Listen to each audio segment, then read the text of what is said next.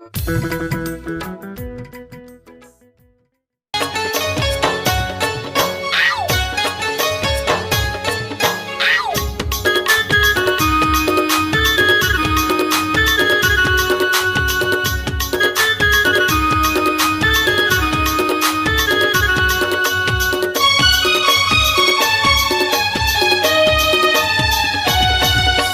बताऊं गोरी मैं तोला का हो गए हवैला।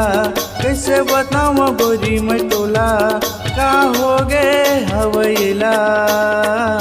गोरी तोरे चिमनी माँ वो चिमनी माँ बाती तो कन मोटा हो गए वो।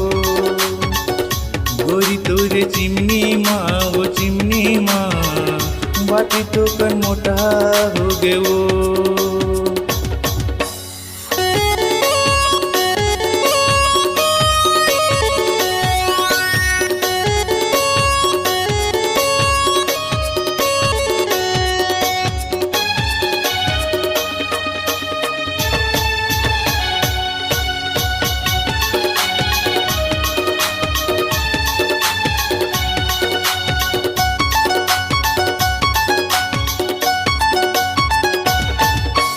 जब जब लाइट गोल होते मोर गुड्डू रोते होवत बिहनिया यहाँ रानी चिल्ला चिल्ला के रोते। होवत बिहनिया यहाँ रानी चिल्ला चिल्ला के रोते।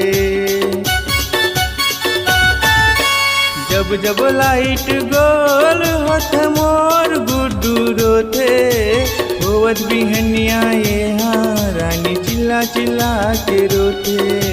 होवत बिहनिया यहाँ रानी चिल्ला चिल्ला के रोते। कैसे बताऊं गोरी मैं तोला का हो गए हवैला।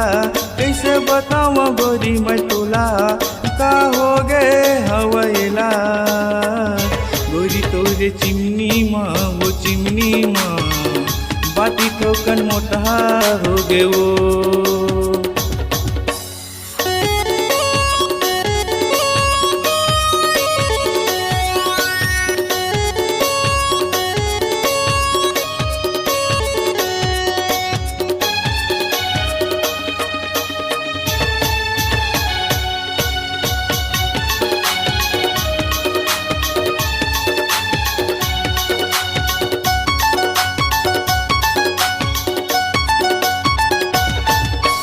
कैसे बताऊं तोला गोरी मोर अंदर के बात। चिमनी के तोर छेदा हो गे बुरा हाल। चिमनी के तोर छेदा हो गे बुरा हाल। कैसे बताऊं तोला गोरी मोर अंदर के बात। चिमनी के तोर छेदा हो गे बुरा हाल। चिमनी के तोर छेदा हो गे बुरा हाल। कैसे बताऊं गोरी मैं तोला का हो गए हवैला। कैसे बताऊं गोरी मैं तोला का हो गए हवैला। गोरी तोरे चिमनी माँ वो चिमनी माँ बाती ठोकन मोटा हो गए वो। गोरी तोरे चिमनी माँ रे चिमनी माँ बाती ठोकन मोटा हो गए वो।